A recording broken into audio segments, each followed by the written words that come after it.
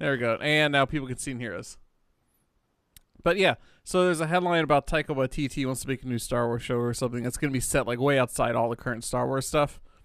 And I love like the top comment I saw was like, it's 5,000 years post, the trilogies. Darth Vader's not even a memory anymore.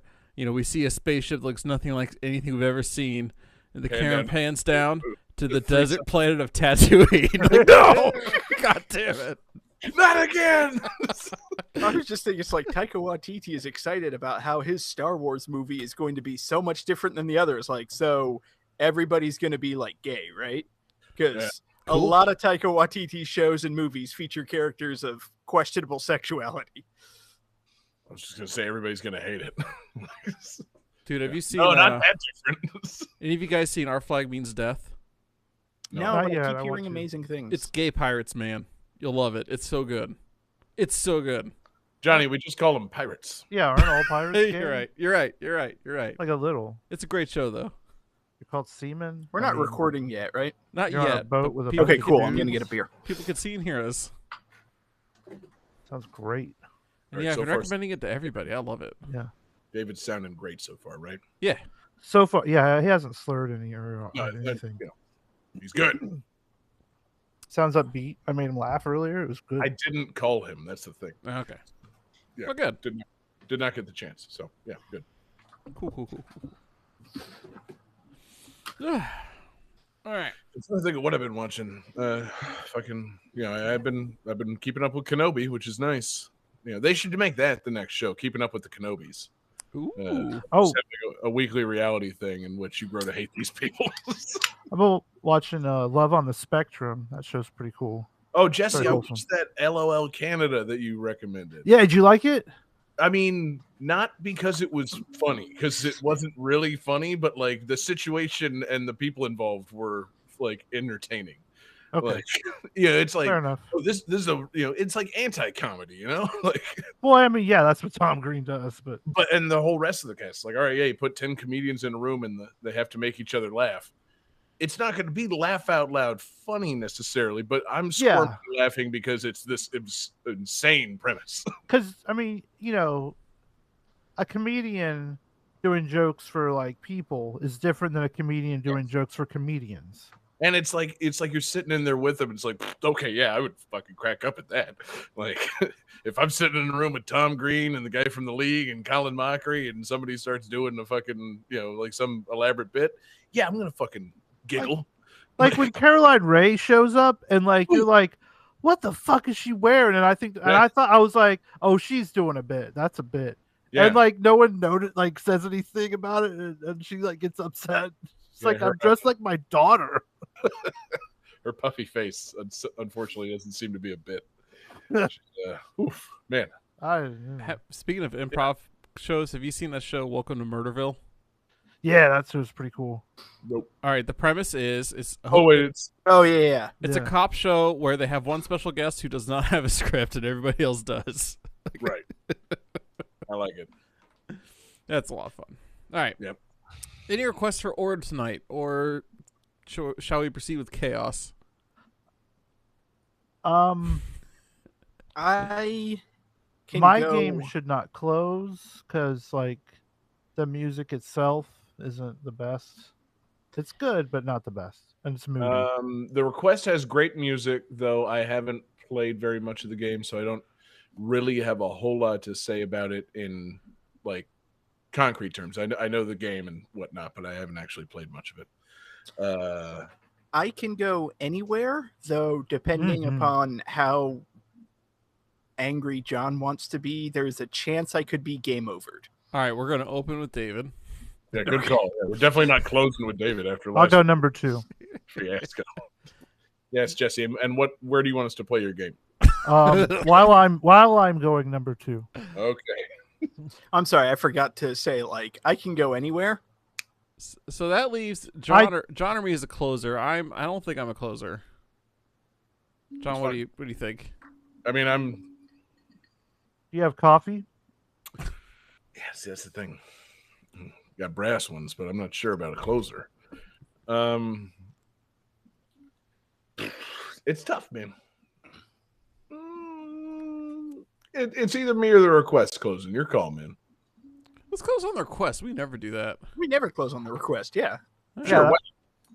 that means if we crash a landing, it's the fans' fault. It's all Yeah. on you guys. The good thing is, I know the request has plenty of music to edit into the background. No pressure. I gave David some shit about it last week, but turns out almost all of us last week with the sports theme picked games that have one real long song and then a bunch of jingles in between. My God. Yeah. Like I said, I'm This week for normal length songs. so mad because I had the perfect sports game, but it only has 2 songs and they're each like a minute and 5 seconds long. And so what Fuck. game was that? You never even said what that was. Oh, that's true. I guess I can't really use it on the show, can I? It's Itchy and Scratchy and Mini Golf Mayhem. Oh, It's wow. an Itchy and Scratchy mini golf platformer game Wow-wee. for the Game Boy. Yeah. Oh. Okay. That sounds amazing. It actually is a pretty cool game, but we're not discussing that right now. We're getting ready to do the show. Mhm. All right, so I'm ready to tape. David, are you ready to tape? Are we Yeah, using tape? Yes. Let me get my Like, should I get my reel to reel? Go get your 4-track. Is David taping down his breasts? I don't know why. Like, it is funny how I refer to this as taping the show, and we 100% do not use tape. And I don't know why I say we tape it, but we It's do. kinda We like tape it. You're from a generation where you used to tape stuff, Mhm. and so it's just in your brain. You know, Every time I buy a CD, I think of buying an album, even though it's not an album. Well, I mean, the word for a compact disc of music from an artist has long been album.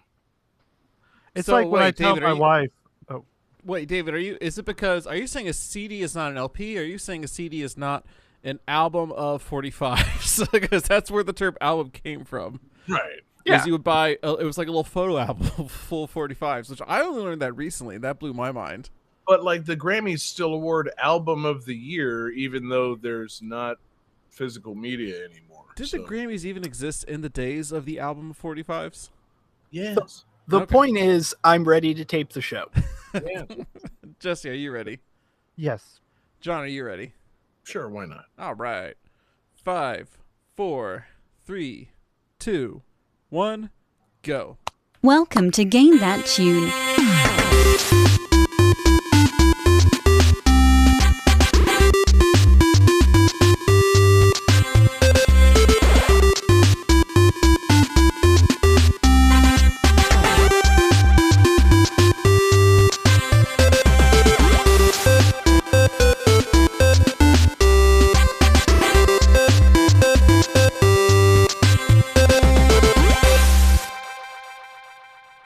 Oh, yeah. What is going on, everybody? It's Game That Tune, and we are back in the house once again.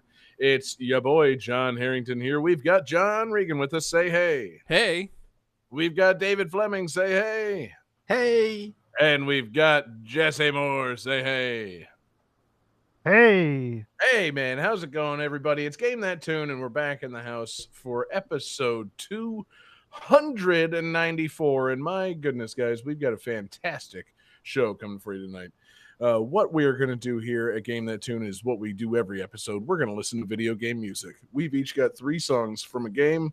We're going to try and guess each other's games with the songs and a little bit of trivia. We're going to goof off and have a lot of fun. And the winner at the end of the show picks the theme for our next episode and play some bonus tunes. And our winner last week was me. And I decided to return the favor to David. Last week, David, he selected sports games. And sports is, we joke, but let's just say it in, no uncertain terms. David doesn't know anything about sports. So picking sports games, really, he was doing it for me, baby. So I did one for David. I chose a theme that I knew David would be more than comfortable with, and that might be a little outside of my wheelhouse. I picked games with female main characters, because I know David, he's not wearing it right now, but he's got his purple zigzaggy wig somewhere in that house. He's a Shantae boy.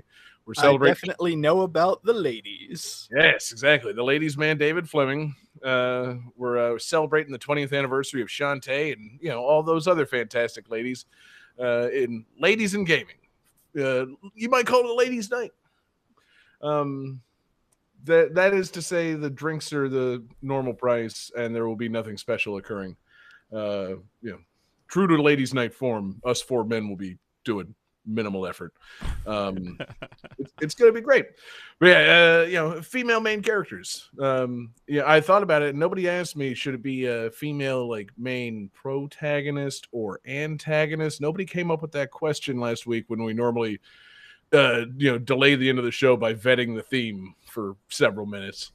But I'm interested to see what games you guys have brought to the show for games with female main characters, because they're just there's so many, and I feel like the number is only growing with the years. And I don't mean the logical, games don't get deleted and more games get made, so the number inevitably grows. I feel like there are more and more games these days with great female protagonists and antagonists and just characters in general. So I'm happy to be living in this era of gaming, and happy to think about what could be on tonight's show. I mean, Johnny, you're sitting there with that brand new PS5. You've got surely something locked and loaded from the fantastic PS5 catalog of powerful female main characters in games. Yes. Yeah, a surprising amount of PS5 games passed the Bechdel test. I've actually been going through a whole process, like I've been making a spreadsheet where I go through each game one at a time and catalog them. And the percentage is higher than you think. It's impressive. Right. Go PS5. Man, you know what's crazy? That one game that doesn't pass the Bechdel test, that game that takes place on Fire Island, fails the Bechdel test on a whole new level. F- for Fire Island on the Bechdel test. God, is there really a PS5 game on Fire Island? No, I sure wish there was. And now that I think about it, I'm referencing a tweet that I saw that got deleted pretty quickly. So, Which I thought you were referencing something completely different. We should probably do a Pride theme, FYI, for next week. That's just hit me just now. If you can think of, I guess you could just call the theme Pride, and let us do what we want with that theme. That'll be fantastic. Exactly. We'll see, Johnny. First off, you got to win the show. So you got to be like David. You got to know the ladies, and you got to make it to the end of this episode with a high score. So we got 5 fantastic games. We got a great fan request, and we just got to hop right. I think we have a voicemail. We do have a voicemail. We also have a voicemail. So I can't wait. I'm hoping. Did we get a call from a fantastic a lady? Please don't be let's creepy. find out. What's up, dude? Hey, boys. It's your favorite old lady. Thank you for taking my request seriously about pulling your shirts off more often. It really gets my blood pumping. As great as it was that John was using those filters in episode 291, the MVP of the episode was Johnny's shirt coming off. That made my highlight reel. It really made me cream my jeans to see that amazing hairy mass on his back. John, I'm conflicted now on who I want to take their shirt off most now. I'm sorry. I hope you don't feel like I'm cheating on you, but you really got to up your back hair game. Jesse, you need to stop screening my calls. I went out and bought the scented candles you said you like, and I'm still waiting for us to go another round. Now, I really like the idea of GTT the movie, especially the thought of David being played by Henry Cavill. But I really don't think we could find a strap-on dick big enough to truly demonstrate the absolute massive dong that David is slinging around. Honey, I'm still dreaming of that monster, and I haven't even seen it yet. I hope we can remedy that soon. Toodles. What a call. Man. Yeah, I feel like we definitely love the G-MILFs around here, and we appreciate that call. I feel kind of like we need to get some more calls on the show, though. Johnny, can we encourage everybody to call in before the end of the show? If you hear something on the show that you want to talk about tonight, we would like you to call into the Game That Tune hotline, and we'll play your final thoughts. That's right. Game That Tune audience gets the final thoughts on this episode. So if you want to respond to us, Johnny, give them all the hotline number and tell them to call in before the end of the show. It's no longer A Patreon exclusive. Ooh. Oh, that the person that keeps calling is not a patron. That is long Well, not. how did he get the number? It gets tossed around. I thought it was the Patreon exclusive. You pirates. It was, Oh, but you know one what? time. Not anymore. Fuck it. Everyone gets it now. I'll just I post mean, it in I'm our glad. Discord. I want more voicemails. So whoever, I'd say write the number in bathrooms and stuff. Go for it. You're not going to say it out loud? I guess that's probably a good idea. Yeah, I'll just type it here. I don't know. Yes. All Yeah. right. Yeah. Cool. Check the Discord. We want to hear from you by the end of the show, so that call is not the only one that we get tonight. But anyway, yeah, we got a fantastic show, and we got to jump right into it. And I got to drink some more and wash that taste out of my mouth. So, Johnny, let's start game one. Game 1.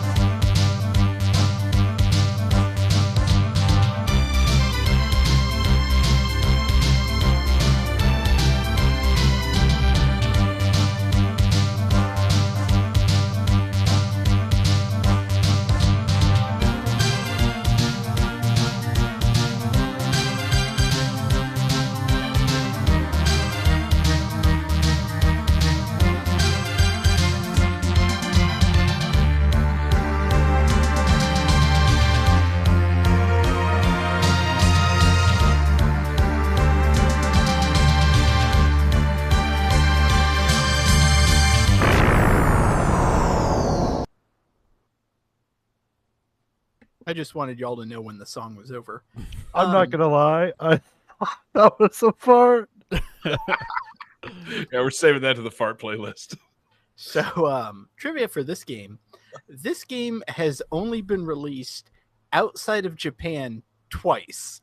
Once in 1997 and the other time in 2022. Only the 1997 re-release was translated to English.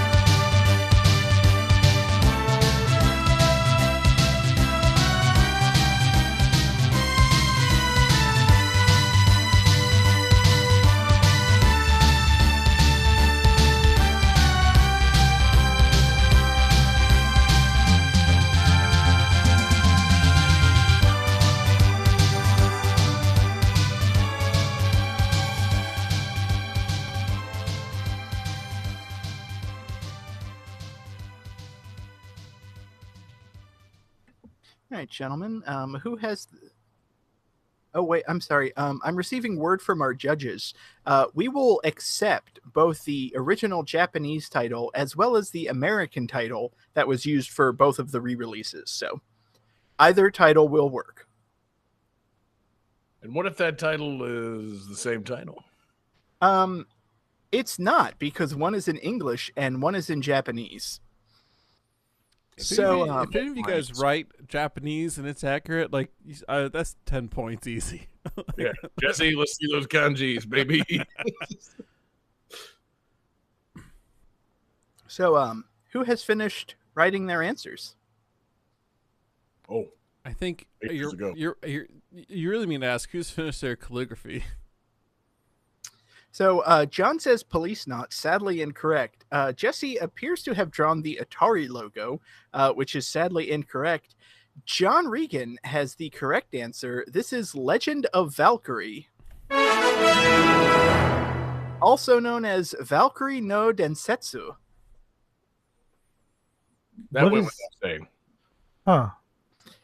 This game is very obscure outside of Japan, and to be honest, I don't really know why. It's a Namco arcade game, and Namco loves to make references to this game. Valkyrie, the main character, appears as one of the sprites in Pac-Man's Taunt in Smash Brothers. She's an unlockable costume for Cassandra in Soul Calibur 2. Her weapons appear throughout the Soul Calibur series. She's a playable character in Project Cross Zone and Project Cross Zone 2. Apparently, Namco has made a bunch of Japanese-only baseball games, and she's an unlockable character in those. Like, they really seem to like Valkyrie. but just don't release her in the West, which is weird because it's based on like Norse mythology. Yeah, you This think game looks cool. we would lap that up around here? But yeah, this game it was released originally in Japan. There was the 1997 re-release on Namco Museum, I think 5 on the original PlayStation. And then it got one of those arcade ports that come to the Switch. I forget what they're called. Arcade something. Archives. Yes, Arcade Archives. I just want to express how like agape my jaw is at the idea that there were already 5 Namco museums in 1997. I mean, good God! Wow. I mean, They've been Namco making cracked games. these out. They just refused to leave it alone. Like They got- people need money for a small handful of our arcade ports for the PlayStation. They got Crank s- more out. They kept getting so many grants to open these museums, man. Mhm. So yeah, they've only released it those 2 times, and I don't understand why, because also it's a really fun game. Like, if you can kind of imagine an arcade version of The Legend of Zelda, that's pretty much what this is, because it's like a top-down hack and slash adventure game. And kind of similar to Link to the Past, you move like screen to screen as you're exploring this huge overworld. But you play as this Valkyrie who descends from the heavens and fights monsters. You have a little there's a 2-player mode where you can play either as the Valkyrie or you can play as like this frog knight guy. Now you're really talking. Apparently, like as I was researching this game, they wanted to make like a full 4-player co-op gauntlet style game and just never were able to do it, so they just had the 2-player co-op. But yeah, it has RPG elements. You fight monsters and mini bosses, you find shops, you can upgrade your weapons. Like, this is a really fucking cool game, but for some reason Namco just does not push this. Now, It looks real cool. have we considered the possibility that they didn't push the original arcade Valkyrie no Densetsu because it's a terrible fucking idea for an arcade game? Like, if you just put a Legend of Zelda game in an arcade cabinet, that's a terrible idea. You could just wander around forever and never fucking like give up the cabinet. I mean, it's not exactly like The Legend of Zelda where you're just like roaming mindlessly trying to find secrets, but Can you imagine that in an arcade? Like, you drop a quarter in and you're just playing Zelda for a while. Like, Well, Sounds awesome. they had yes. they had that. for arcades that make money. They had that. It was called the Play Choice 10, and that worked by giving you, I think, like a 5-minute limit per quarter. Ah, okay. So yeah, Because yeah, they It's don't like care how long you're on the cabinet. They don't care how. Yeah, they don't care how long you're on the cabinet. They care how many quarters go in that cabinet, right? That's what I'm saying. Yeah. Fundamentally, a adventure game like Zelda is a terrible idea for an arcade game. But I'm sure Namco, being a big arcade game company, they know that, and they adapted Valkyrie to eat your quarters a little bit better. But as you said that, I'm like, well, I can think of one reason you wouldn't fucking make an arcade game out of this. Like, it would make 25 cents an hour. Like, that's a terrible idea. but yeah, Maybe making games is about the art, John. No, it's about making money. It's it's nice that it is from time to time about the art, but back in the Valkyrie days, back in the Namco arcade game days, it was about those coins, baby. They wanted the coins. Well, and what I don't understand is, like I said, she keeps making cameo appearances and whatnot, but there has not been a sequel to this game since this game. There was a Famicom game in 86, and then they released this one in 89, and that's it. And like, you're telling me you made how many Pac-Land games? Like, you couldn't crank out another Valkyrie game? Like, It seems like this is something that not necessarily you could get a AAA, like, every single year new release franchise out of, but there should be more than 2 of these games. Right. Well, hold on, With an though, David. idea like that. You might be onto something. Can we get like a Madden, but it's Valkyrie? Every year, a new Valkyrie, and it's just like some updated stats and rosters. Valkyries. Well, I mean, I was thinking more like Assassin's Creed, where it's just like every year there's a new Assassin's Creed. Like, I don't think every year there needs to be a new Valkyrie, but there should be more than 2. and the second one should have come out, less than 20 some odd years ago. Right. David. I mean, so is Valkyrie Profile not connected to this? It's not No. at all. And Valkyria Chronicles? Not at No. all. See, And that Tom Cruise movie, Valkyrie? Maybe a little. I would watch that. I Or play think that maybe- arcade game. I think maybe Tom Cruise is supposed to be the Frog Knight. Right. Tom Cruise about He's the in size. Chrono Trigger? Oh God, can you imagine? I agree with you, David. There should be more Valkyrie games. It just seems like easily, a deep well to fucking pull from. I mean, It's a fun little like another adventure. action adventure RPG starring this badass Valkyrie descending to the land and fighting monsters. Like that's everything that I want out of a video game, and it's sad that I haven't been able to play one since I was 3 and living in Japan. Right. God. You lived in Japan?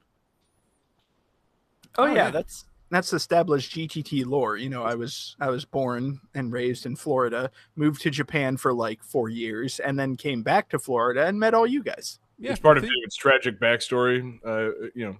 That movie Aloha. It didn't have Emma Stone. It was about David, really. Oh, He was the son of Japanese people.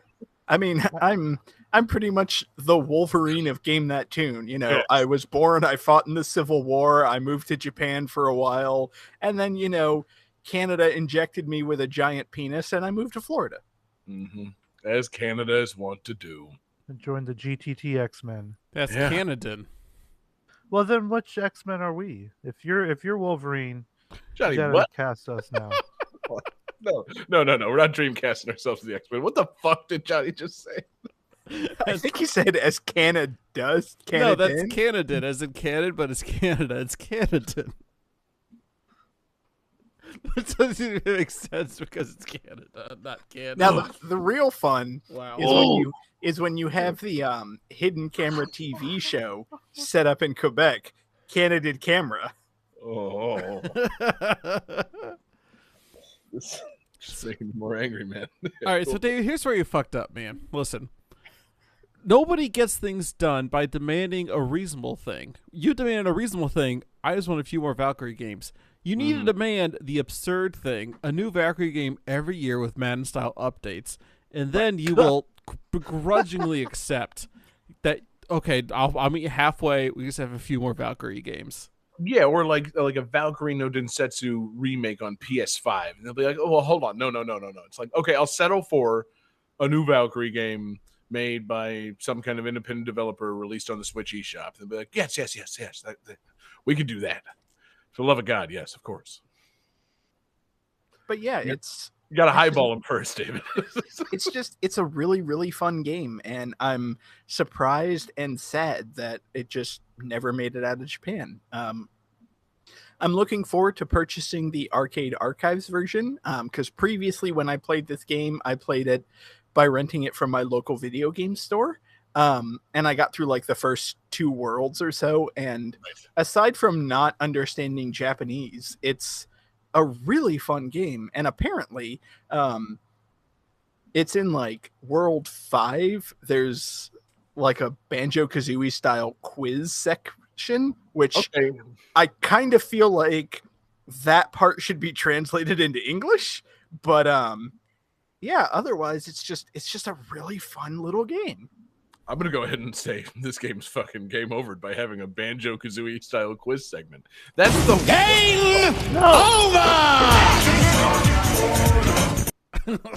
I mean, I'm half kidding, but that is the worst fucking part of Banjo-Kazooie. Yeah. That shit sucks. I just pulled up it's in the Wikipedia article. Certain areas of the game require knowledge of Japanese to progress through, most notably a quiz towards the beginning of the 5th area. It's like, yeah, I kind of wish, like, I know the Arcade Archives is all about preserving and whatnot. I kind of wish this was translated in English. No kidding. It'd be really great if it said to overcome the Valkyrie's curse, simply quote a Japanese verse, and you couldn't do it, and you just threw a rock instead. Each Nissan Chi. I Nope. mean, it makes sense because I'm pretty sure that you end up fighting a giant spider at some point. Good, yeah, as you should, as all Valkyries do.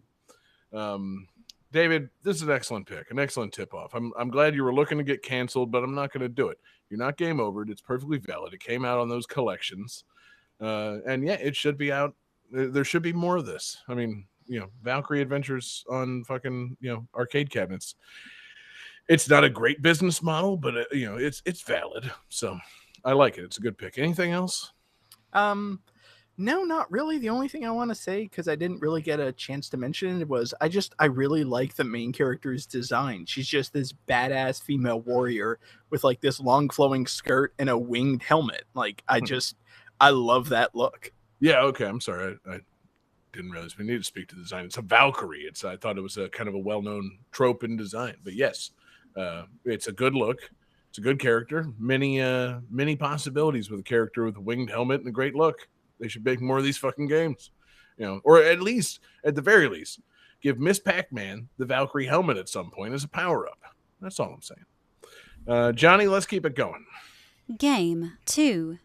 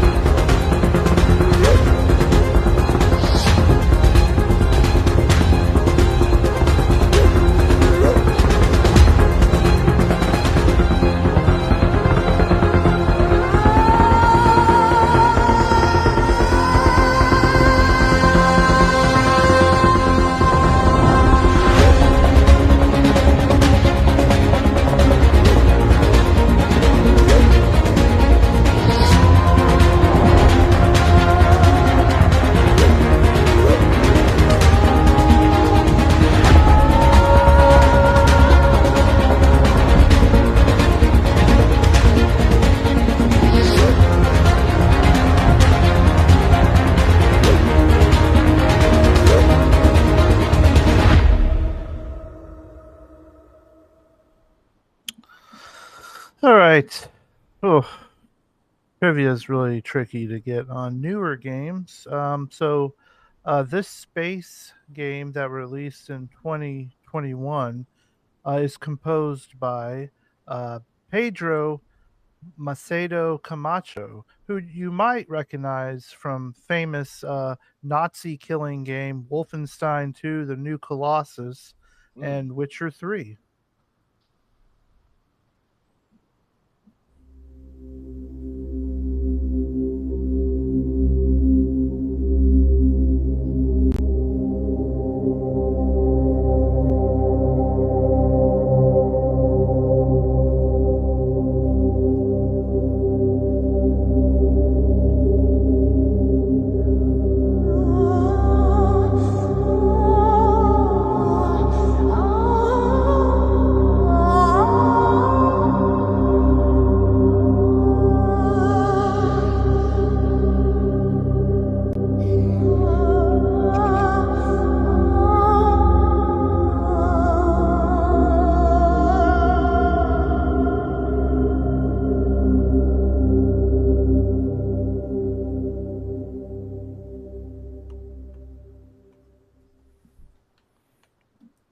Oh fuck, that was fast. Are you serious? Yeah, Oh, you I got really- us. God damn it. All that moaning, and I was like, okay, well, it's crescendoing. She's coming. Here it comes, baby. No. Whew. Man. All right. Let's see what you guys got. So Johnny drew a labia, I think. And David and John both have the correct answer with chorus. I know we were. What? This game's I know not we were cool. talking about it pre-show, but that almost looks like a vaginal version of Obi-Wan Kenobi Vaginal. with the veil over Obi Vag Kenobi. OBGYN Kenobi. Oh, it was right there. Oh, man. So this is chorus, and this game's pretty cool. It's a space shooty flying around game. I'm You gonna fly stop you around right in a there, spaceship. Jesse. I was in chorus when I was in elementary and Yeah. middle school. It wasn't cool. Well, no, this is a different chorus. It's good. You play as this lady. Her name's like Nara or something, and she's basically Darth Vader. Basically the Jesse, I just want to stop you there. A game where you play as Lady Darth Vader. I am already invested. yeah. That's That what was my attention. this game is pretty cool. So basically, it's what if, like not what if because it's not Star Wars related at all. Although they do have do have things where it's like, well, that's obviously the Force, but they can't call it that, and so you're like the top like pilot, like you're in charge of like all like the cool like space platoon stuff, and they say the chorus comes from when everyone is flying and doing their job perfectly, they're flying in chorus, and that's where it's called. And so like she has all these like special powers that she learned from this like old dude, and for whatever reason he started getting evil and whatnot. And so he's like, hey, I want you to use your cool powers to blow up this planet. And so she's like, okay, you're my master. And she blows up the planet. And then she's like, hey, that was kind of not cool to do. I probably shouldn't, blow up planets. And I think I'm going to just fucking leave. And so it's kind of like Darth Vader, like seeing them blow up Alderaan and then being like, fuck this. I'm going to go help the rebellion. Interesting. Okay, Alderaan was a bridge too far. Yeah. I think I might need to. Yeah. I killed all those people, but fuck that planet. I mean, slaughtering children is one thing. Blowing up planets, that's Right. where I draw the line. Yeah, God, Darth Vader loves killing kids, but and it's not even. It's over. Like you find you have a ship. You have a ship that talks to you like Knight Rider. His name's Forsaken, and Force- he sounds a lot like Tom from Toonami. So like every time he talks to me, I feel like he's also gonna like tell me that Gundam Wing is coming on next, and that's very appealing to me. So he's like, oh, we have to find the rights of power, and then Dragon Ball Z will be on at 4. And I'm like, yes, cool. Now, are you sure? I mean, is it not the same voice actor? It's not the same voice actor at all. I looked it up. Like, Okay. I was like, that would be so cool, but no, he's maybe a little gruffier, but I still it's very Tom vibes from Toonami. Like, it would be pretty dope to. And God, yeah. What? Who does the voice of the Toonami guy? Why am I struggling? Is it Steve Bloom? I thought it was him. Yeah, Yeah, I don't know. If it's like a gruff voice, there's a 90% chance it's Steve Bloom. Or I feel like Steve Bloom's more like sarcastic and gruff. Yeah. But yeah. Sorry, I don't mean to derail it into Toonami. No, that's fine. Is the ship that you fly anything like the ship that the Toonami? No, because the Toonami ship seems like a kind of like a frigate type deal or something. It's kind of big, and this is more of like a fighter, Okay. So you got like missile pods, you got a Gatling gun, you've got like lasers, and like as you're playing, you're upgrading your ship. It plays a lot like an open world game, so like you can just go fly anywhere you want, do like a bunch of side quests. People are always like getting lost in asteroid fields, or pirates are attacking them and stuff. So you're flying around doing that kind of stuff. But you also get these different like force powers.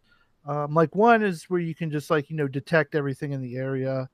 I got a new one recently where I can like teleport behind other ships, so which is really handy because it can be annoying when you're playing like one of these dogfighting games and you constantly keep losing your target and you're constantly like speeding up and slowing down, turning around. It gets really fucking annoying.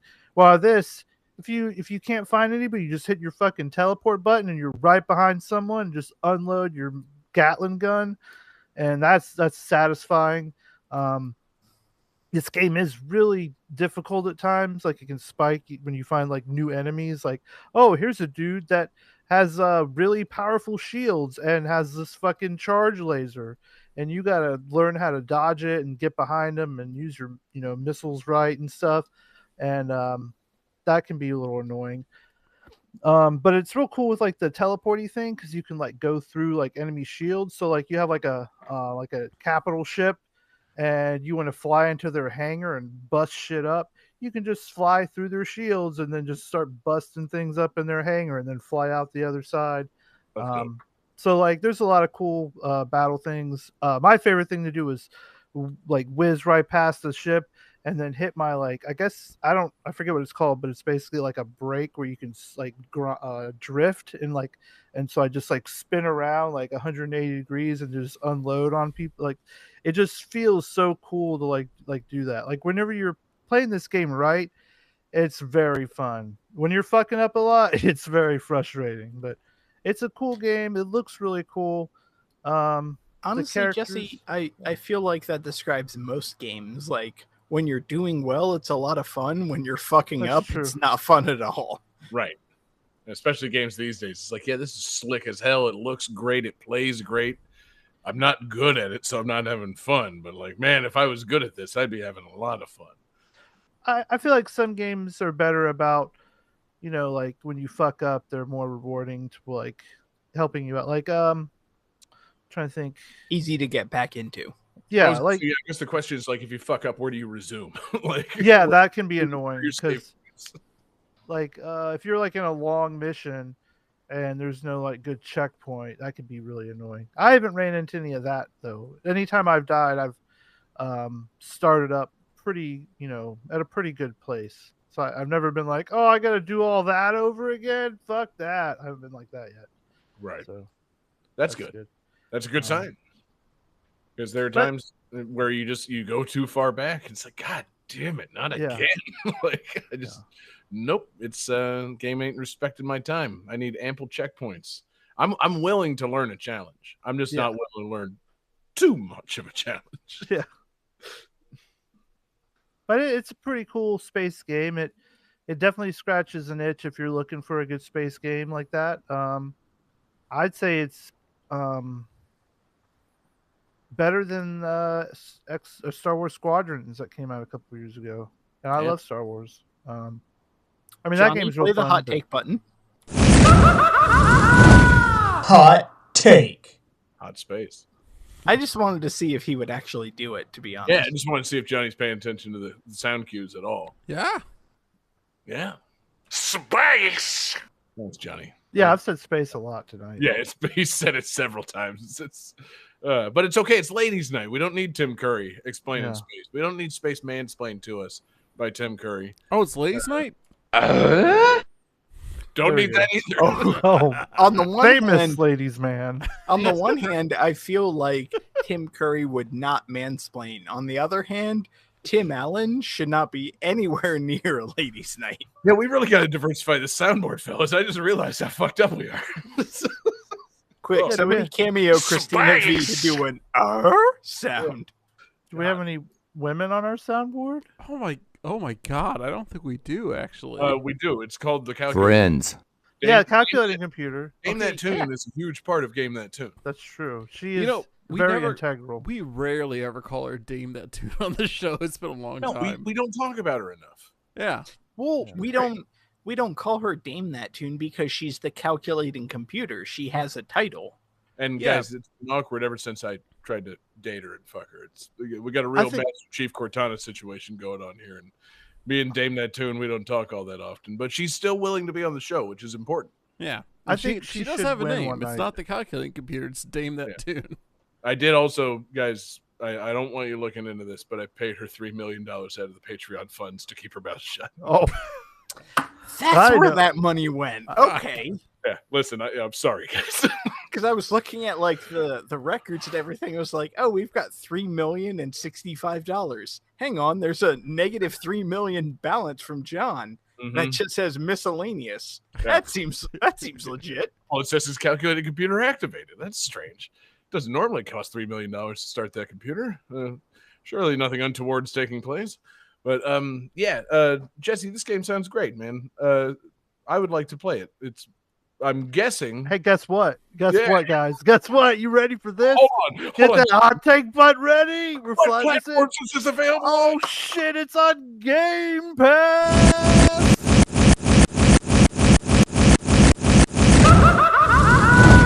Hot take. I'm gonna also count David being on the soundboard as the lady being on the soundboard. That should get us at least 1 point back. You know what? That's fair. absurd! We've never seen Akuma's penis. Akuma could also be a woman. Oh, a little bit of the bubbly. Champagne, a famously girly drink. Yes, and Chris Jericho famously He has. has long, beautiful hair. Yeah, he That kept he his is- hair in the match Yeah, tonight. he did. Spoiler. Yeah. Point is, Jesse, this game looks great. Anything else It's on cool. Chorus? Is it Chorus or Corvus? See, that's what it looks like, but What's it's, all that it's style? definitely What's with the chorus. But they definitely make it look like a V. But that's chorus. It's. I always say Corvus when I see it. Yeah. Sound like a fucking Metroid area or some shit. But great game, great pick. Hopefully plenty of moaning music added to GTT radio. And Johnny, let's keep it going, man. Game 3.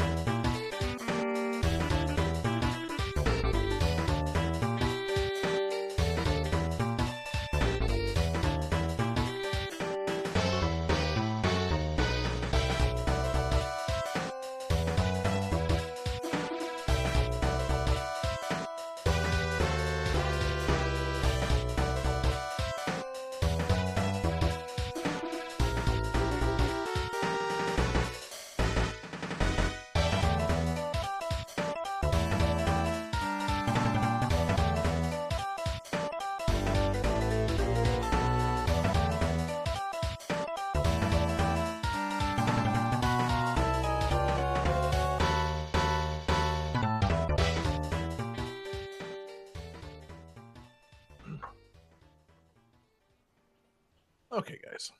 So, excuse me.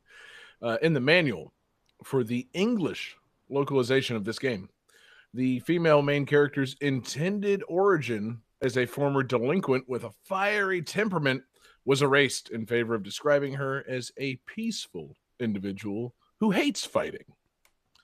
In future appearances, they would go back to the original description.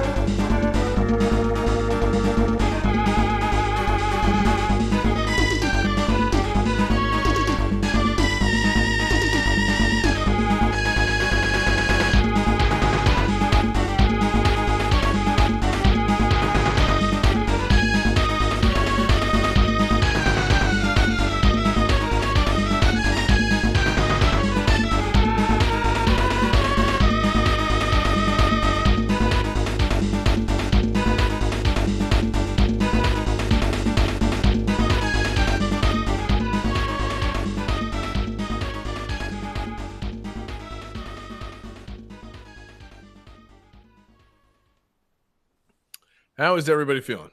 Oh, very good. You said they changed her backstory, but then went back to the original? The English localization, for some reason at the time, they thought it would be a good idea to call her a peaceful individual that hates fighting. And in the few appearances she's made after this, they seem to have gone back to the original description. Okay, I'm feeling much more confident. Mm-hmm. Hope this got your blood hot. Johnny sadly drew a couple of penises around that hooded vagina. That's unfortunate. And David and Jesse both have the correct answer. It's Final Fight 2. Wowee. Guys, Final Fight 2. Dose. What a game. Fight finalized. One of those game titles that's fucking hilarious. Final Fight 2. Yeah. Yeah. We thought the last one was the final one. What the But fuck are you guess talking what? about? That's like, it's like the opposite of when they name a movie with one in the title, right? Mm-hmm. Yeah. It's like Never Ending Story Part 2, the funniest movie title of all time. Yeah.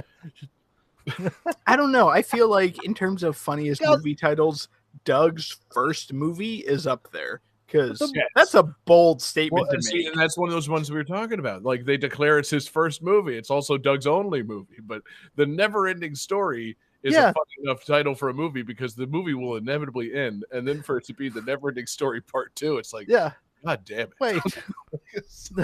That infers that the first one never ended, but now it did end, so it isn't the never ending. You're really doubling down on this never ending thing, aren't you? You're just asking for a lawsuit, baby. You're trying again, I see. Yep.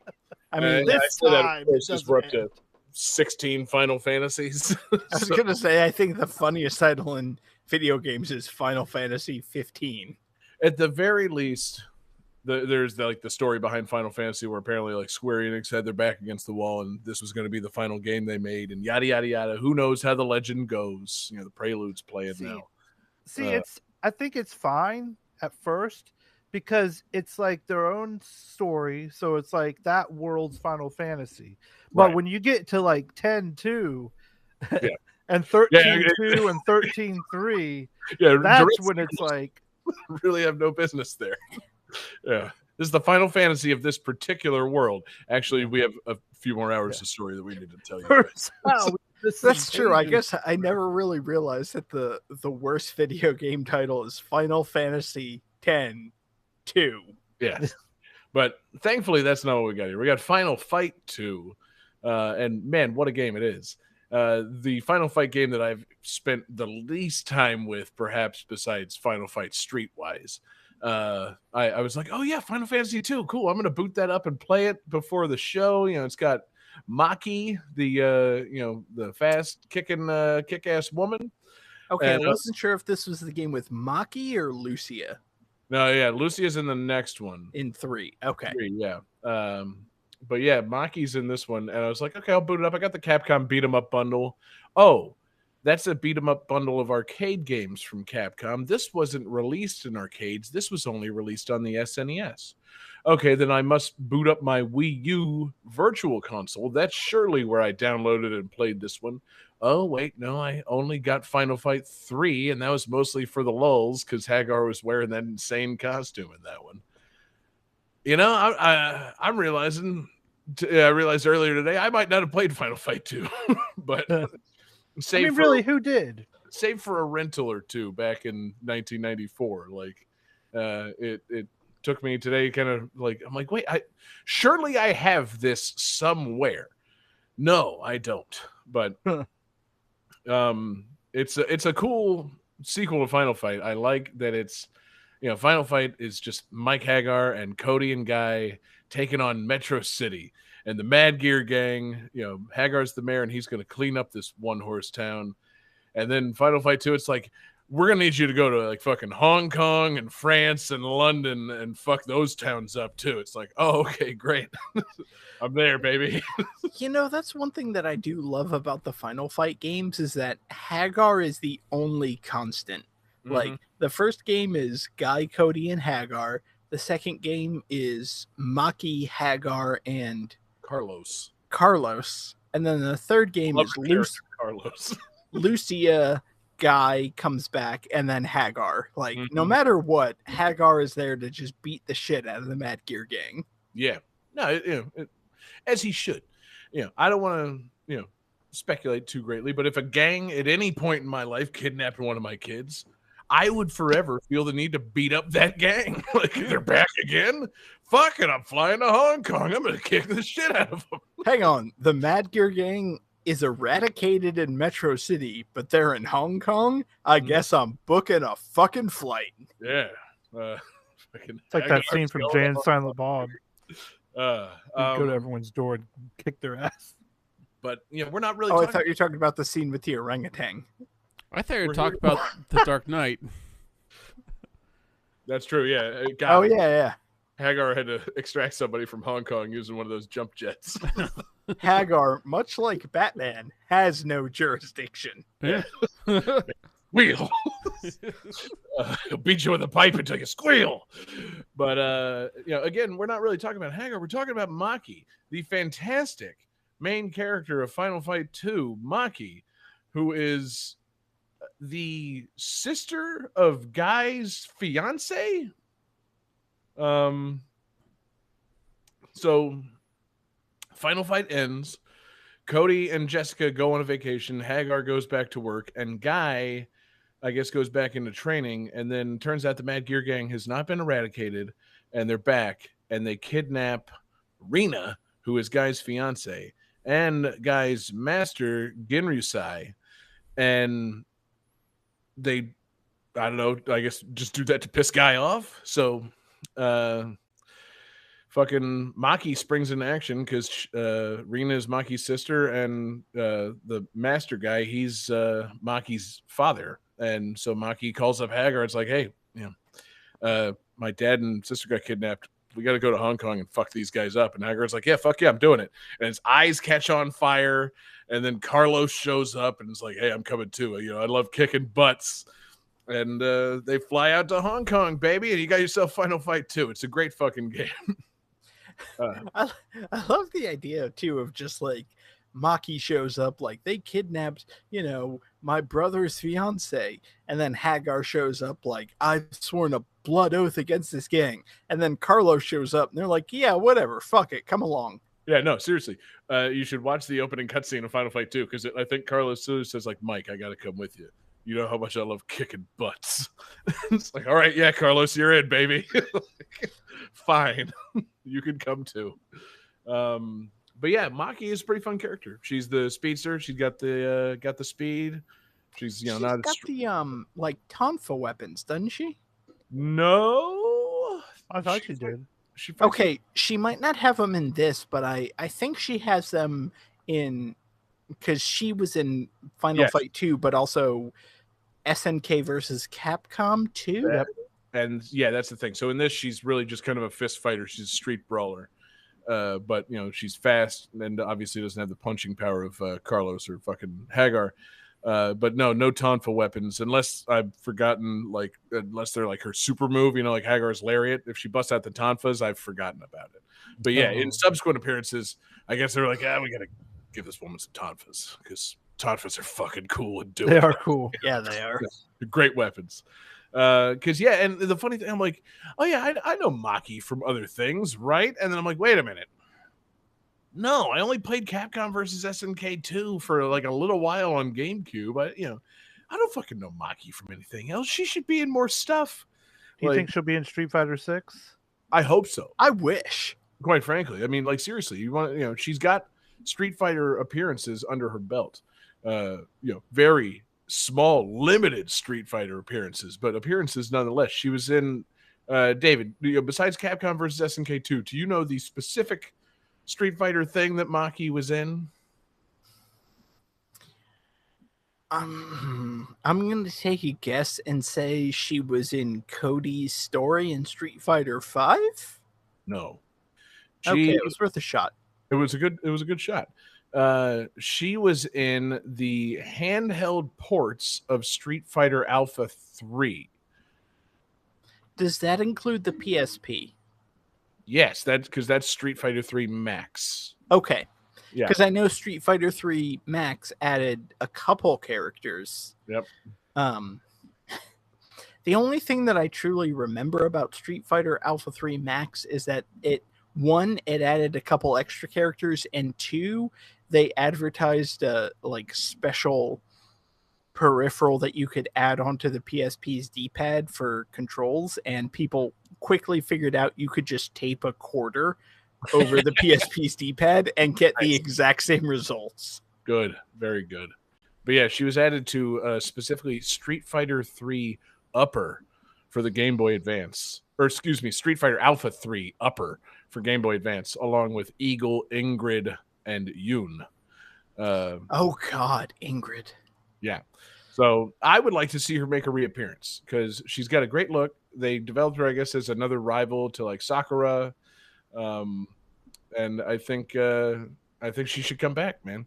She and I like that the American guys were like, okay, well, no, she shouldn't be like a crude and rude delinquent with a fiery temper. She should be a solemn woman who doesn't like fighting. It's like, no, motherfucker, she should be a rude, crude delinquent who wants to beat ass. Like, what's wrong with that? I think it's a great fucking idea. Like, a hot young woman who like has a bad mouth and wants to fuck people up. Like, yeah, cool.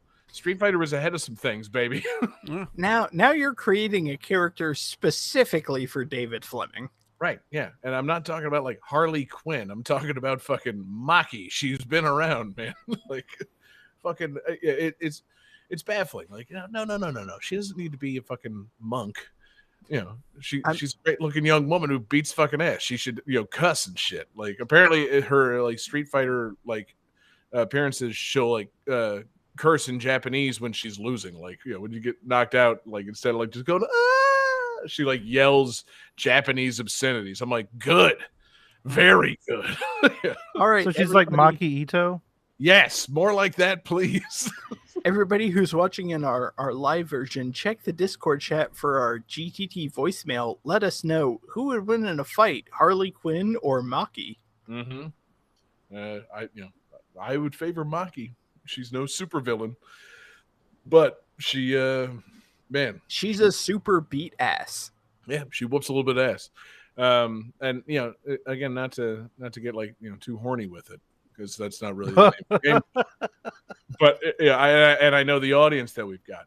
Go find the sprite of her from Final Fight 2. She's got one of the most egregious like butt sprites of all time. Like she beats guys up. She's got a throw. She's got some other moves. She's got some flips and stuff that she does. She does an upward kick where she jumps straight up, basically in a full split, like a Van Damme style split. And she's wearing that traditional Japanese dress thing that's just, it's got nothing on the sides. And Capcom, they're fan servicing young SNES owning boys with this character. It was, some serious butt on that kick. It's I just pulled up the sprite sheet, and yeah, Capcom knew what they were doing. Yep, they sure did. So that will be a GIF on GTT Radio soon. The just flying up butt kick, Maki, and yeah, but I think she's great, and I think she really should come back because I mean, seriously, like. Yeah, there's enough like fucking women characters that are chaste and fucking reserved and buttoned up and shit, and then like be a little ass like no, I want some fucking rude, crude women like but not like she's not like grungy or gross, like a great looking woman that also beats your ass and cusses at you. Like, yeah, no, she belongs in Street Fighter 6. Bring her back. Like, I was. Shocked to learn that she had not made further appearances besides Capcom versus SNK and the handheld Street Fighter Alpha 3s. It just she feels like a home run. She's a character for our times, man. I can get into it. But Final Fight 2 is dope. You travel the earth and fucking beat up the gangs in various countries because gangs have international presences or some shit in the 90s. Who knows? The important thing, Maki's great. Carlos sucks. He's never come back. And Hagar remains great. He's got, again, watch the opening. His eyes catch on fire, and that ignites the number 2 in the logo. I think Maki is my number 2 most wanted character to appear in Street Fighter 6. Hagar is still my number 1. Yeah. I want Hagar in a Street Fighter game so badly. I feel like Capcom's just holding out on us, but I feel like Street Fighter 6 might be the time for him to at least make an appearance as some kind of sub-boss or something.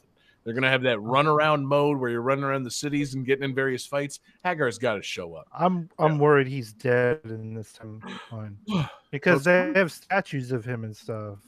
Yeah, so that's weird. But those are statues to his pro wrestling career. They're not statues to his mayoral career.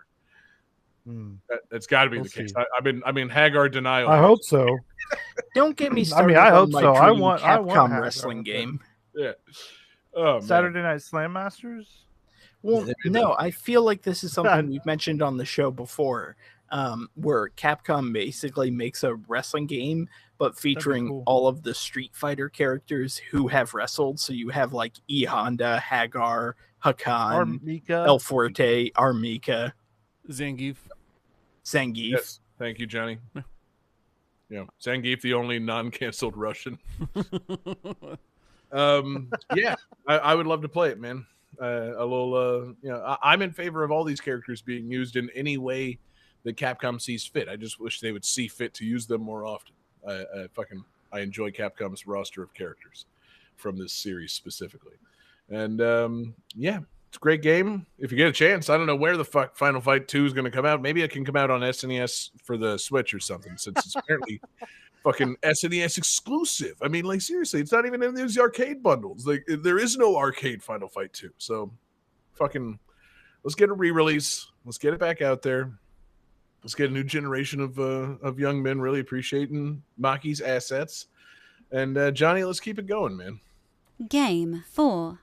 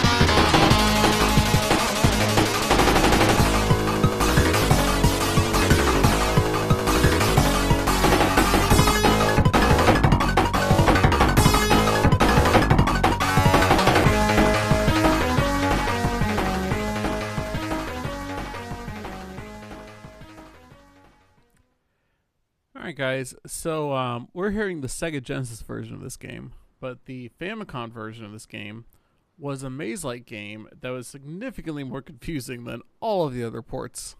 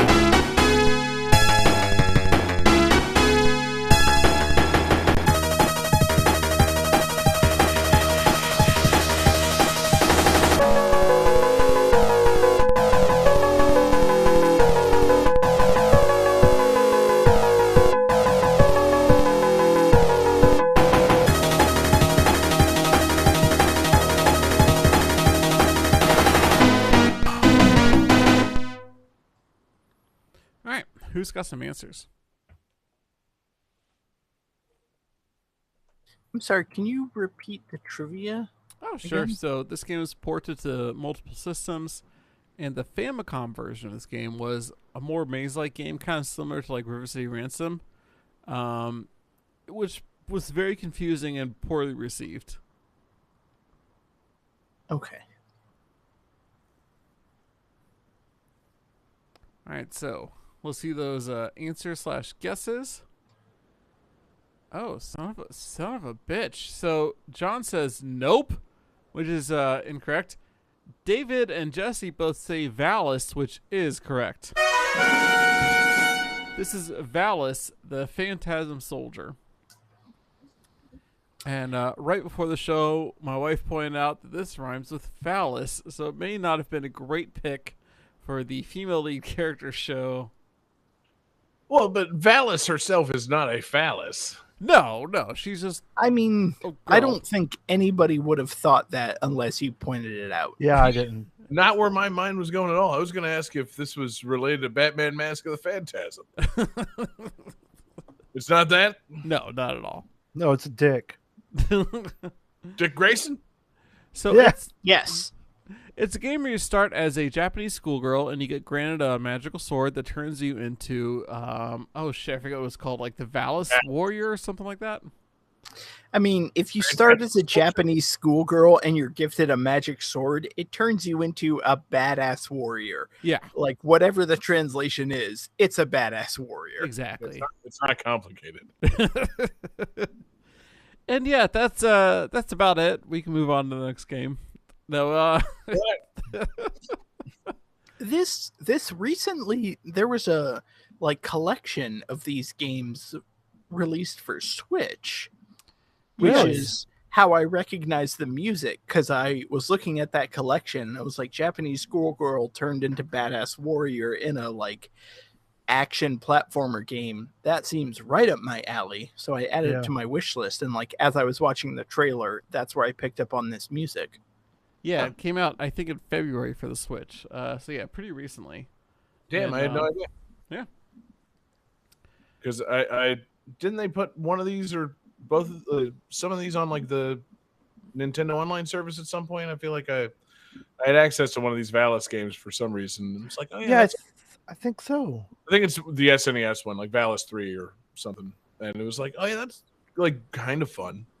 Like one of those games where it feels like the sprite was too big for the screen, so the action wasn't really like all that awesome, but like, you know, good looking game with a good looking blue haired female character beating up monsters. Like, yeah, cool.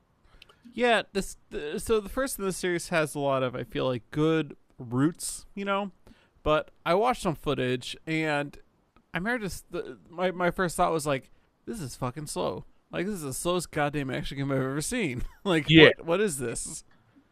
I mean, it is an action game like on the Famicom, so it's not gonna be Devil May Cry. Yeah. Oh, and God, dude, this originally came out on the MSX, and that version like is Oh, slow as God. shit. It's just like the slowest thing I've ever seen. Mm-hmm. You know, There's no smooth scrolling. You move and it has to update the screen, and everything goes like it's pretty rough. Yeah. No, yeah, I'm looking at the Valis collection now. Commemoration of the 35th anniversary of Valis. There's 3 of the series' most popular titles released, ported for the Nintendo Switch for the low price of $40. Wow. Yeah, so I don't like to be the guy that just scoffs at prices of digital downloads of things, but no, I'm not going to pay you $40 for 3 arcade games or like 3, like 8-bit ports starting from the 1986 release. Like, I support you guys trying to get these into people's hands. I support people playing these. I support the return of Valis. Plus, I do not support the spending of $40 on Valis. I feel like this is one of those games that you put on your wish list and wait until it's like, oh, hey, did you know that Valis collection is 60% off? Oh, 60. That's generous. so how many games did that include? 3. Oh, wow. Because, that's missing out on a lot, because there was a Valis 4 and a Super Valis 4. And maybe that's what it was. Super Valis 4 was on SNES. That has to be the one that's on the Switch Online thing. Yep. Yeah. And then in 2006, there was Valis X, the erotic visual novel. Oh, no. And I'm assuming that's not included. So in the collection. surprised that was not your selection for the episode, John. Is that canon?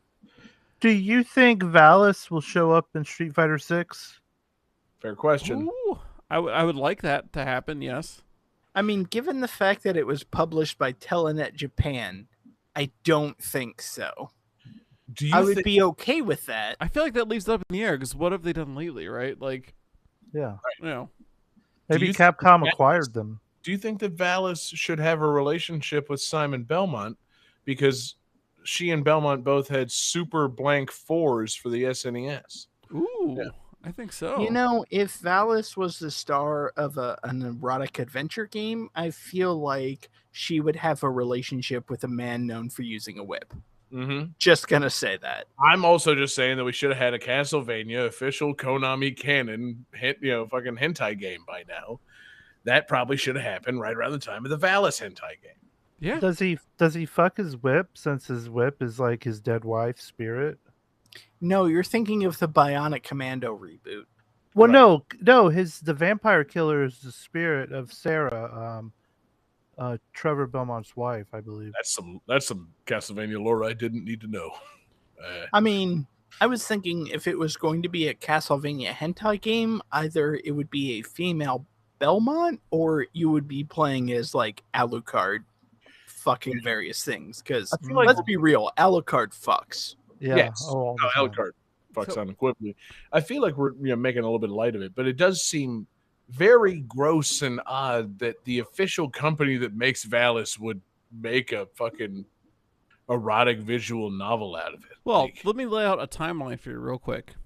So 2006. Please 2006, they put out an official erotic visual novel. In 2007, they declared bankruptcy. Like, oh, okay. when you look them up on Wikipedia, it says Telenet Japan was a Japanese video game company, not is.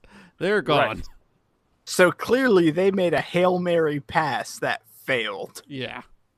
They Okay, said, so wait, fuck it. So the porn game came after the bankruptcy declaration or before? Before, about a year before. Okay. Still seems gross. Like, but I guess, yeah, if you're just against the wall and you got to try to make some money, I guess that's one way to go. It still feels like I don't know if Telnet ever had another fucking character on their hands, but it's like, yeah, maybe try making a porn game of that character instead. But I don't know. Yeah, fucking poor Valis. Yeah, somebody needs to buy the rights to this and get her back on the right track, baby. Because they don't make this anymore, do they? I don't think they do, no. After Valis X, there was... Yeah, it's all collections after that. Yeah. I feel like Valis is one of those characters like Wonder Momo. Like, they were definitely a thing, and then they stopped existing after the 90s. Right. Yeah. I'm not even sure Valis really qualifies as a thing. It really wasn't something I had heard of until just a few years ago.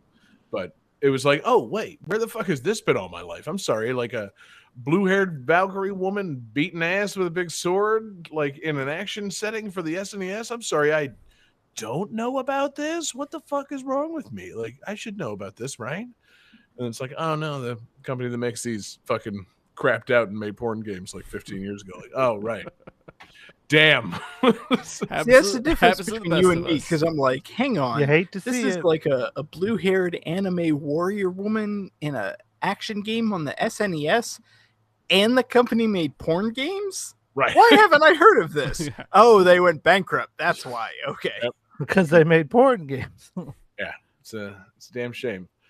It's because blue hair is just I think that history has proven that's just my anime hair color. But I hope we get a new Valis at some point.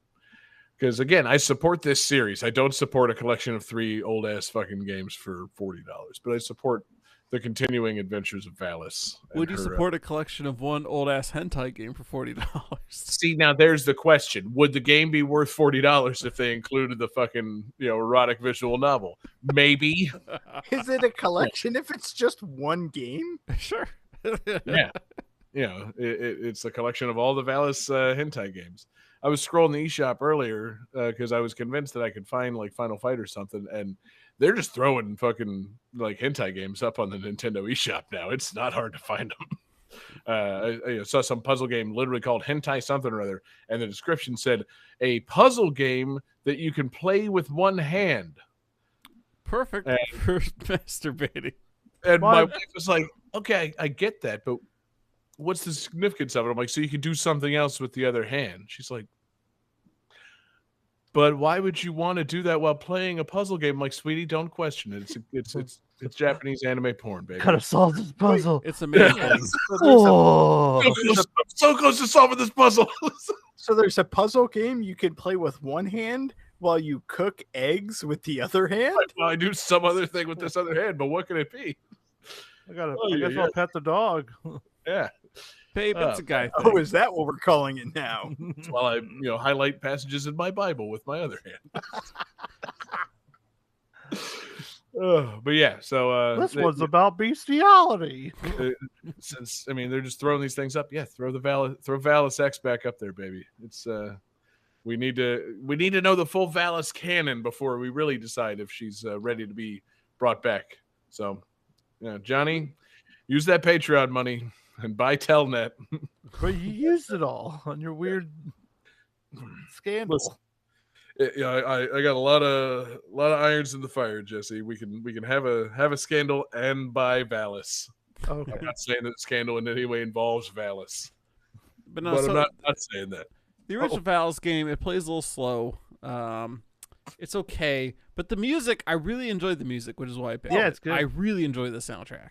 Music's great. Yeah, the music rules. Very, very good. It's pretty, like, I love that FM early 90s, like, Japanese style stuff. Like, it's just so good. It's so good. Mm-hmm. Yeah. I mean, all jokes aside, I support all Valis music appearing on GTT radio. Fucking great soundtracks, and I love those FM synths. So yes, Johnny, I don't care how many Valis games we've used for the show. I know it's not very many. Put them all up. Good character design too. Yeah, this is our second Valis game on the show. I think I brought the previous. Cool. I'm gonna start calling you Johnny Valis. It was this or Rusty 2. No. We'll call you Johnny Cialis. No, I think it should Game be 5. What are you gonna say, David? No, it's fine. Move to game 5. Okay. Game 5.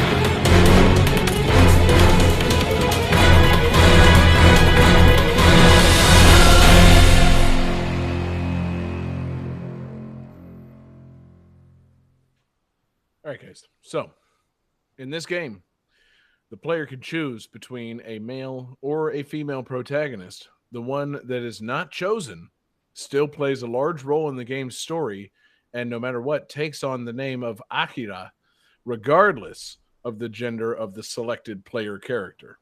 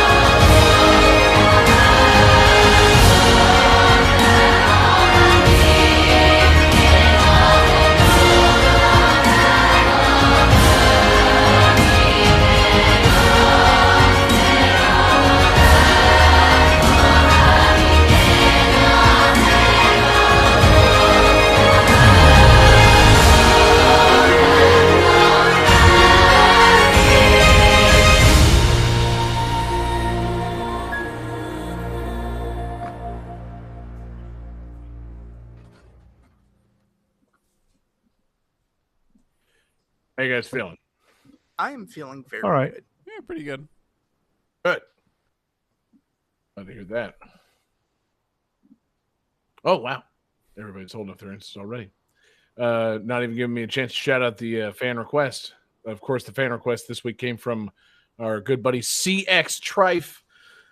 He made his request in Discord, but he also made it on GameThatTune.club, a fantastic place to make game requests and interact with us here at Game That Tune. Everybody's shaking their answers. They're ready to answer. Johnny's got a big fat head on that penis. He's wrong. David and Jesse both have the correct answer. This is Astral Chain.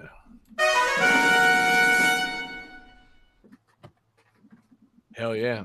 Cool. Yep. Astral Chain, baby. One of those games I always wanted to play, but I still haven't. Man, tell me about it.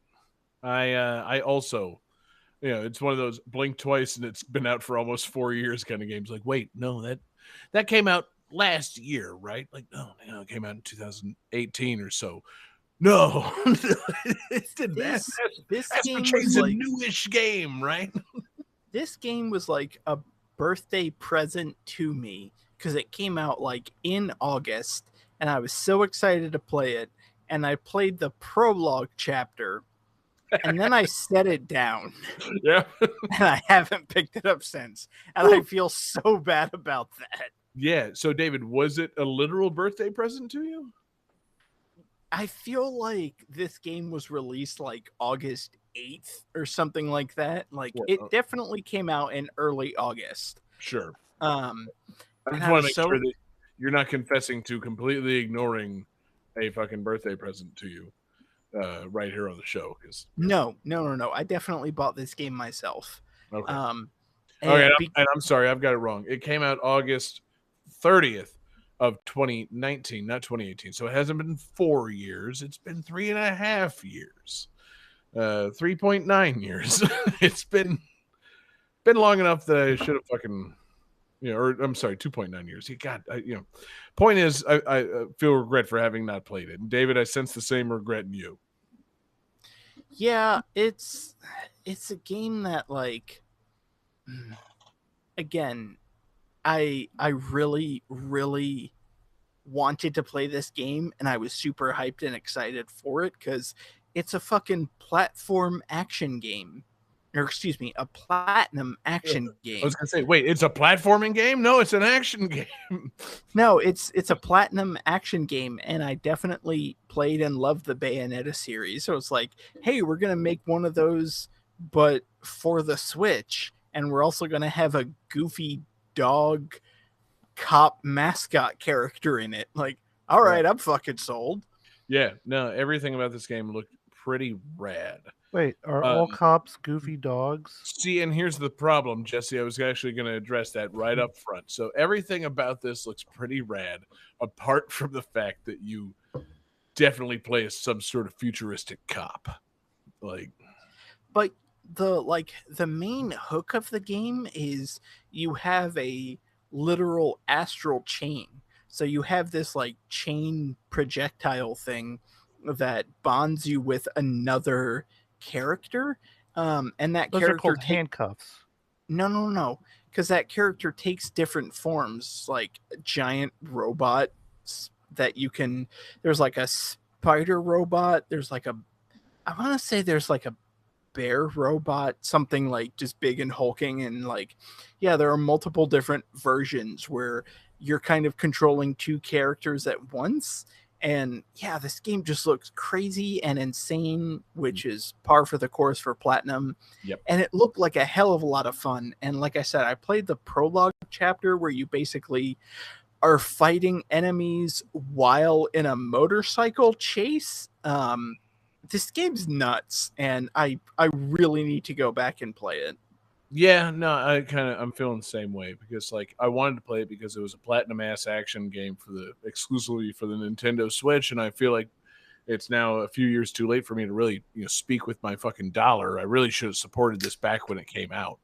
But it's yeah, it just looks really fucking cool. It's this wacky anime futuristic setting, and I don't remember if there was a demo of this or whatever. If I just watched enough like video coverage of it, but I was like, yeah, that looks right up my alley. I mean, again, apart from the cop thing, GTT definitely says ACAB, but this game does look pretty fucking fun. You play as the player character. You get to select male or female. So assuming for tonight's show, you select female. You give your character a name, no matter what. Their last name is Howard for some reason, and then your the other character that you were not able to select takes on the name of Akira Howard, and they still play a significant role in the game. So you're playing as a set of twins that become astral chain cops that have to fight these chimera and other like dimensional anomaly things. And man, I mean, I watched a little bit of the videos of the lore to catch up on this, and it's like, oh yeah, it's a little bit anime gobbledygook, but like it's also kind of fun. I don't know, like maybe I just don't watch enough anime to know if it's full blown anime gobbledygook, but like it's like 95% anime gobbledygook, but it sounded pretty captivating. Like, no, not in a Platinum game. No, certainly not. But like, so it's the not too distant future, and there's dimensional things taking place. There's another dimension besides the one that we live in here on Earth, and it's started to make itself apparent to people, but like most people can't see it, but it starts to affect people to the point that like the government is calling it like an illness. You guys, like, you get infected with like red matter from this astral dimension, and it becomes a huge problem. And they've got to, so if you get infected by too much red matter, you turn into like a fucking like a digital monster type thing, and you have to be taken down by a specialized police force. You and your twin, the player characters and their twin, are set of mysterious twins born under unusual circumstances that have a resistance to the red matter, so they're able to chain to these like monsters from the other dimension and fight things. Normal people can't see the monsters, so there's like a little bit of that Bleach element to it. And then there's also other guys on the Astro Police Force that can also chain to the monsters, but it's not as mutual of a relationship. So like, it's like David, you saw and loved Pacific Rim. I did, yes. So like, two people, they're like drifting in the fucking Jaegers together. They got they're kind of simpatico. They can work together. That's the relationship that you, the player character, have with the other dimensional being, the Chimera, that you're chained to. But the other people, it's more like they're keeping a wild animal on a leash and using it for their own means. And so, of course, at some point in the game, something wild happens, and all the Chimera that have been chained to the police get loose. And so you have to go around defeating enemies and recollecting the other people's Chimera, and then you can chain to them and switch between them. And that's when you get the multiple astral chain Chimera partner characters. It's nonsense, but it seems pretty fun, and it seems like it's all in service of doing sick-ass Platinum Games action shit.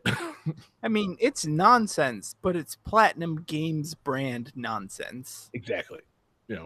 So it's nonsense with a lot of good music and fucking flashy action, and I really wish I had played it by now, because I'm I don't know, like boning up on it for the show this week. I'm like, oh yeah, that game looks slick as hell, and it was a Switch exclusive, and fucking I should have played it. Like, I fancy myself as somebody that likes a game that Platinum Games might make. I guess there's no real data to back that up. I haven't really completed a Bayonetta game, and the Wonderful 101 didn't really work for me, but this game seems, I don't know, somehow a little more accessible than, maybe not as accessible as Bayonetta, but definitely more accessible than the Wonderful 101. And I feel like I should have played it by now. It's a damn shame that I haven't, because I like flashy action and fucking crazy digital monsters. I'm not ever, you're not going to trap me into saying I like Digimon on this show. It's simply not going to happen. We'll do it. It won't happen, but I like these other dimensional digital monsters.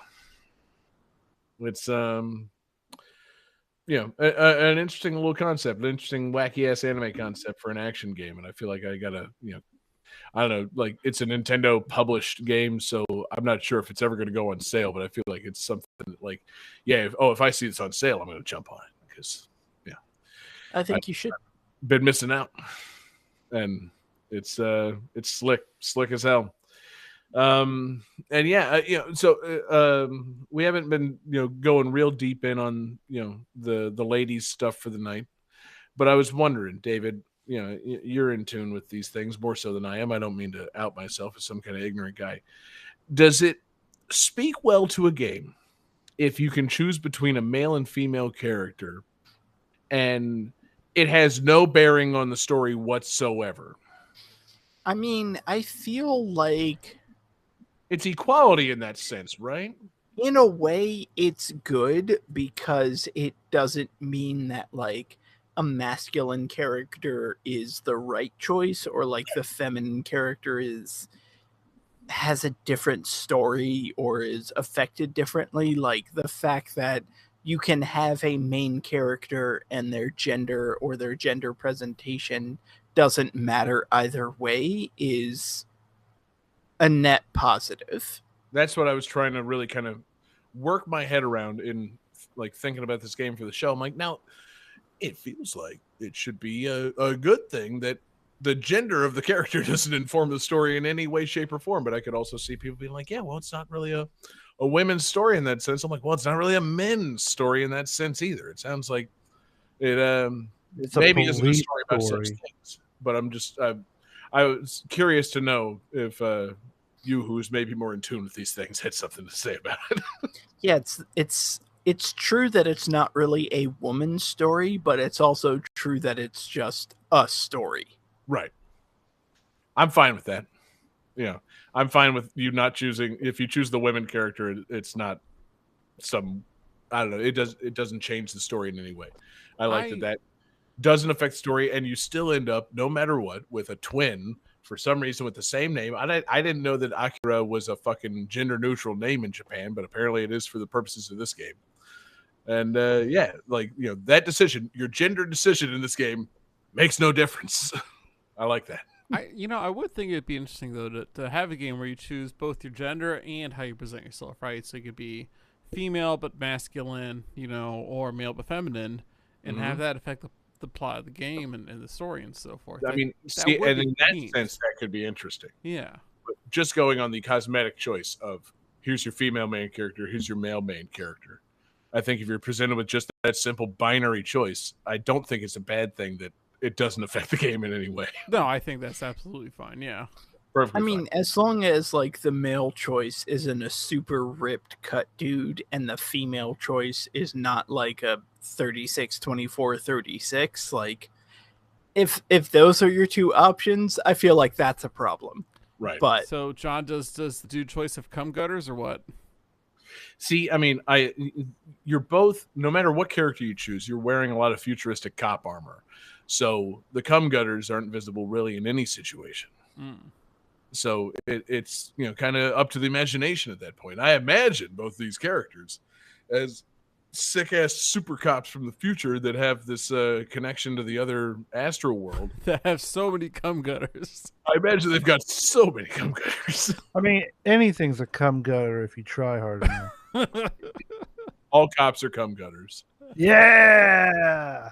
New shirt. no, that is not a new shirt. A CAG. I am not gonna draw that. Don't need to draw it, man. It's just letters. Yeah, that was an easy one. I can't speak to the cum gutters, Johnny. Sorry, but I am interested in playing this game because I think it's it's a fun concept. I like the extra dimensional shit, and I think Platinum games are just a lot of fun. So, should this see a sequel? Yeah. Should I play this original before the sequel? Yeah, also that too. Should we have that sequel where, you know, it's got Johnny's idea where you choose male or female character and then you get to choose like pronouns and maybe that has some slight effect on the game? Yes, I also support that. Do I think that Platinum Games or Nintendo is capable of handling that writing? No, I don't. So maybe not. But hey, who knows? We'll see, baby. And yeah, it's a great fucking game, and that's my thoughts on the matter. But I understand that perhaps people have been calling into the Game That Tune voicemail with their own thoughts on the matter. We don't have a soundboard hit prepared for this, but now it's time for the Game That Tune viewers' final thoughts. Thanks to the GTT voicemail. Thanks for everybody for calling in. So, I don't know, Johnny, you take it away. Yeah, we have 3 voicemails queued up. All I have is phone numbers, which I'm obviously not going to give out, so I don't know who they're from. We'll see what happens. Hey gamers, it's the Kerrigan. I thought I'd try to inject at least a little bit of estrogen into Ladies' Night tonight with some fun bonus trivia about women in video games. So, here's a fun fact. The world's oldest video game champion is a woman. Her name was Doris Self, and she was 58 years old when, in 1984, she competed in the Video Game Masters Qbert tournament and scored a record-shattering 1,112,300 total points. Self was officially recognized as the world's oldest gaming competitor by the Guinness World Records in 2007. And she is also featured in a documentary called The King of Kong, which documents, in part, her quest to reclaim her Qbert record in the mid-2000s. Unfortunately, Doris passed away in 2006, but her memory of being absurdly, ridiculously good at Qbert lives on both in the Guinness Book of World Records and in our hearts. May we all aspire to be so dedicated to kicking ass. Oh, that's sweet.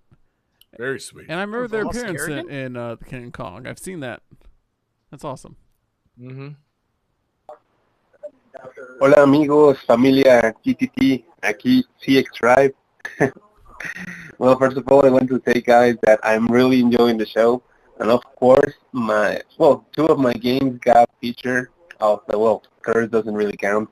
But thank you so much, John, for featuring Astral Chain. I hope you really enjoy the songs that you add tomorrow on the radio. I'll be requesting some of them. Thank you so much. I'm really happy. Keep doing just such a great job with the shows. And adiós. Tengan una noche. Vamos a seguir viendo el show. Greetings from Mexico, Puebla City, and have a great rest. Going to continue watching the show. Now this is awkward. Bye, guys, and thank you again for featuring my song.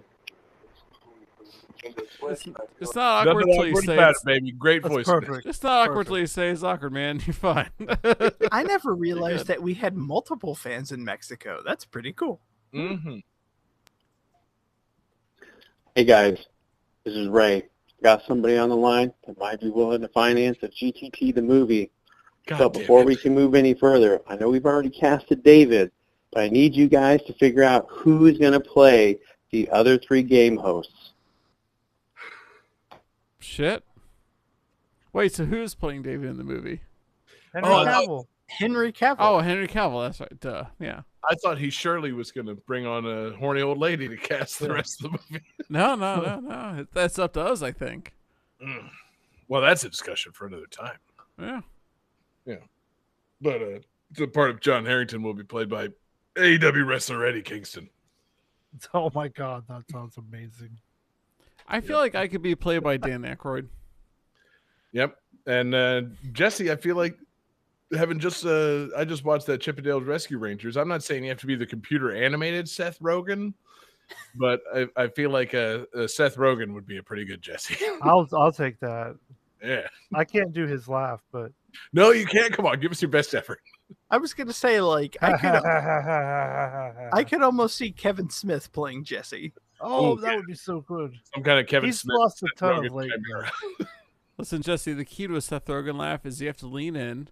And then when you feel like you're leaning in too much, you lean in more. Like you just keep going in until you think that like you're gonna get in trouble, and then you keep going in anyways. Like that's Honestly, Johnny, the more that I think about it, Dan Aykroyd as Johnny is perfect casting. Like yeah, it man. really is. No, I've thought about it for a long time.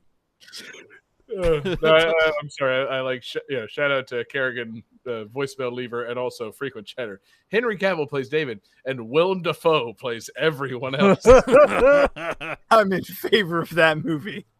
Yeah. Every time Willem Dafoe gets punched, he changes to a different personality. Excellent voicemails. I appreciate everybody for calling in. We're going to try and make that ongoing feature in the show because, everybody.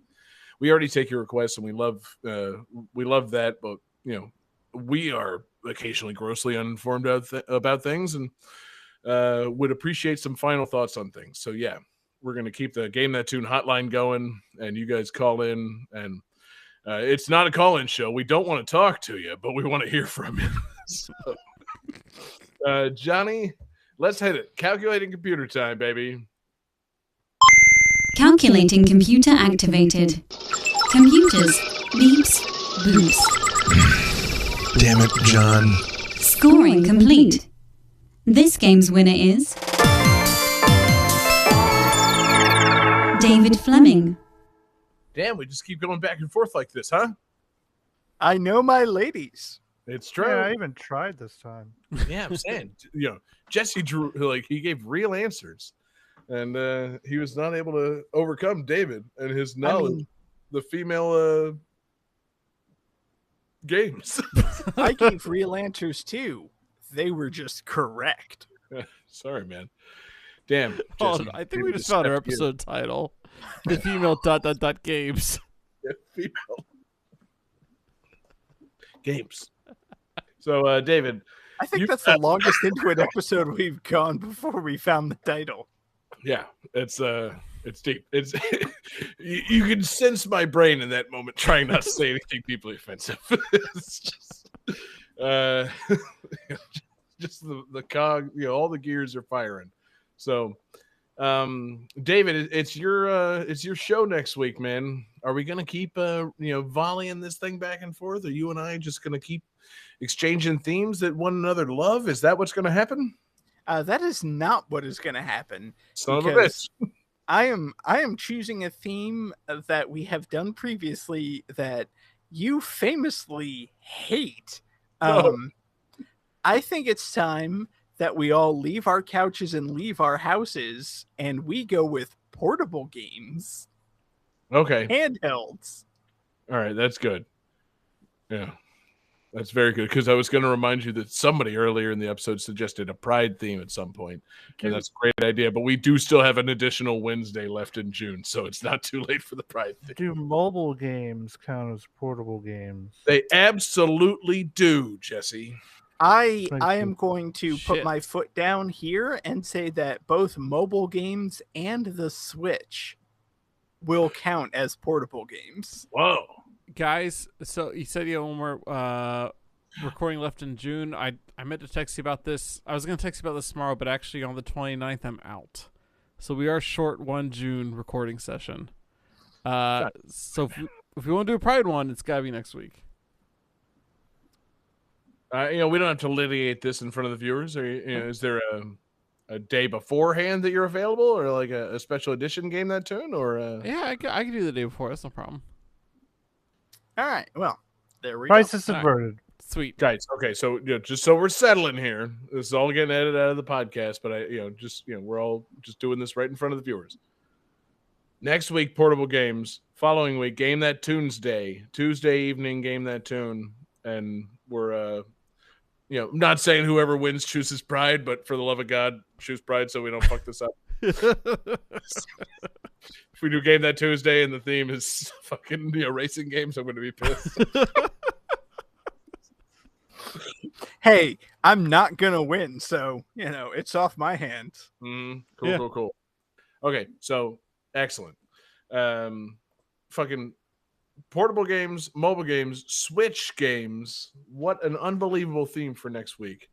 Yeah, I'm ready for it, David. You know me, Mr. Mobile Phone, Mr. App Store. I came prepared. Mr. Handheld. Yeah, oh God, dude. They call me Johnny Android, baby. Yeah, I charged my 3DS for the first time in years, and I'm ready for action. So that's a good theme. That's going to be a lot of fun. And I look forward to it. No further discussion needed. It's going to be a great episode. And this was a great episode, guys. What a fun time it's been. What a show. Thank you, everybody, for being here with us. Thanks to everybody watching live with us. We're live every Wednesday night. We're on Twitch. We're on YouTube. We're on Facebook. Search for Game That Tune. We love you guys being here. Thanks to everybody listening in podcast forms. Our podcasts come out Tuesday mornings. They're available anywhere you get your podcasts. Check out GameThatTune.com or any podcast app ever and search for Game That Tune. And we are there, and we love you guys listening in podcast form. Thank you to everybody checking out Patreon. Patreon.com/GameThatTune is the home for awesome exclusives. We've got our mixtapes. We've got our movie commentaries. We've got Game That Tune Gems, where we take a look and listen back to games from 30, 20, and 10 years ago. And you also help us keep the lights on over at our... You also help us keep the lights on over at our 24/7 video game music live stream at radio.gamethattune.com. And we appreciate everybody for supporting us there. So be sure to check out Patreon, find a friend, tell them, hey, give these men $5, and you can have access to so many fun things. Special thanks to our Patreon absurd fans, Lance Revere, Damian Beckles, Bradford Stevens, Taylor Y, Sam L, Mork, Tasty, Grimmery, Phoenix Tier 2121, Unsaddled Zebra, Akadar, and the Kerrigan. a fantastic group of patrons that we've got at patreon.com/GameThatTune. We want to thank our requester all the way from Mexico, CX Trife. We appreciate you giving us your request in our Discord. Check the show notes for a Discord server. But we also appreciate you posting that request at GameThatTune.club, the exclusive Game That Tune social media server that we all definitely use and frequent and is still being given request priority. So check out GameThatTune.club, the best place to make a request. We love you guys making those requests. It's been a fantastic show. And David, I guess it's up to you to take us home, man. So we can edit this part out, but you might want to look at the volume of the bonus tunes. It might be a little loud. So for the bonus tunes, I decided to combine the theme from this week with the theme from next week. This is a portable game featuring a female protagonist. This is Rave in the Grave from Shantae and the Pirate's Curse. Hell yeah, motherfucker. David, whip that hair around Shantae style again. I know you got that zigzag purple wig somewhere in that house. And we'll say peace out, everybody.